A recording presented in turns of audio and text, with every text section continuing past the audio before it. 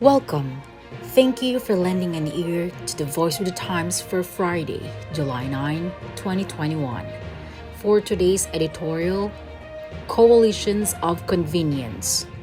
At least 5 political parties are interested in going into coalition with the hugpong ng pagbabago of Davao City Mayor Sara Duterte Carpio. It comes as no surprise. The president's daughter is being billed as a strong contender in a 2022 presidential race despite the fact that she has not yet revealed her political agenda. In the same vein, the Liberal Party is set on placing all its bets on Vice President Maria Leonor Leni Robredo once, not if, she declares she will run for the presidency.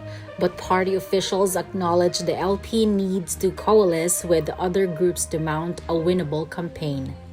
Originally an anti-Marcos coalition founded by former Senators Aquilino Pimentel and Benigno Aquino Jr., the ruling Partido Demokratiko Pilipino Lakas ng Bayan or PDP Laban is in the throes of internecine fighting over whom to field as its standard bearer.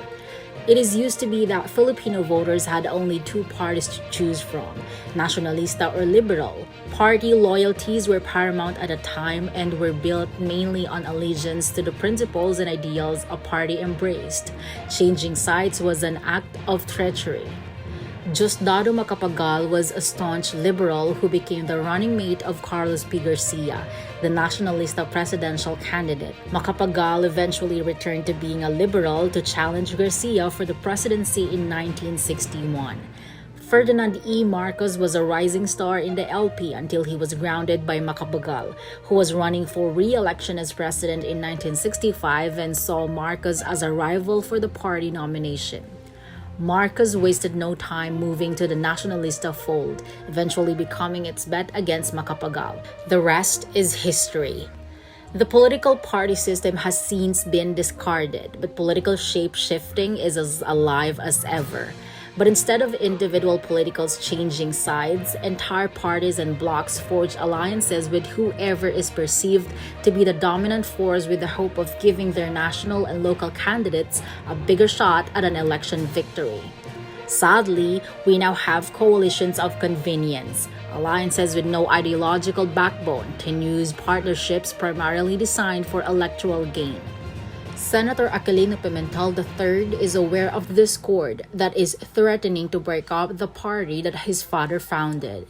He blames the rogue group led by the PDP Laban Vice Chairman, Energy Secretary Alfonso Cusi, for secretly trying to reorganize the party into a movement whose aim is to keep President Rodrigo Duterte in power even after his term ends next year.